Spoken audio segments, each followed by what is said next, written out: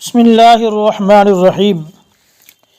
حضرت عبد الرحمن بن زیاد رحمۃ اللہ تعالی علیہ یہ روایت نقل فرماتے ہیں کہ حضرت موسیٰ علیہ السلام ایک مجلس میں تشریف فرما تھے کہ اس مجلس میں ابلیس بھی آ گیا، لمبا سا چوغا پہنے ہوئے اور سر پر مختلف رنگوں کی ٹوپی تھی۔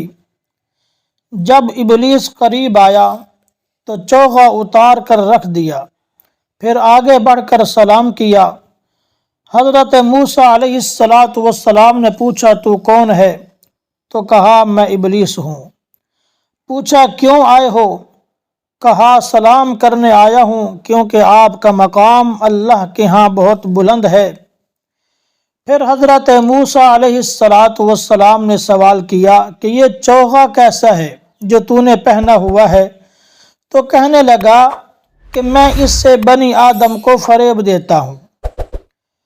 موسیٰ علیہ السلام نے فرمایا کہ ابلیس یہ بتا کہ وہ کون سا گناہ ہے کہ جس کے کر لینے کے بعد تو انسان پر غلبہ پا لیتا ہے؟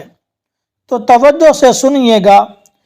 ابلیس نے کہا کہ جب انسان کا نفس خود پسند ہو جائے اور جب انسان کوئی نیک عمل کرے تو اس کو بہت سمجھنے لگے کہ میں نے بہت نیک اعمال کر لیے ہیں، اور اپنے گناہوں کو بھلا بیٹھے تو میں اس پر غلبہ پا لیتا ہوں۔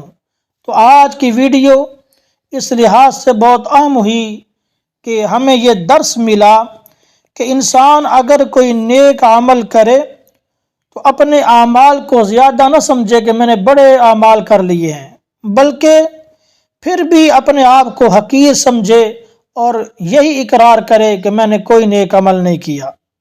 اسی طرح خود پسند نہ بن جائے کہ جو دل میں آئے اس کی خواہش کو پورا کرے، ایسا نہیں، بلکہ اللہ اور اس کے رسول کی رضا کو سامنے رکھے۔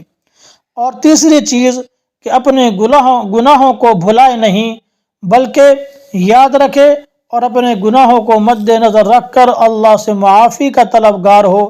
جب یہ چیزیں انسان کے دل میں ہوں گی تو پھر شیطان انسان پر غلبہ نہیں پا سکے گا۔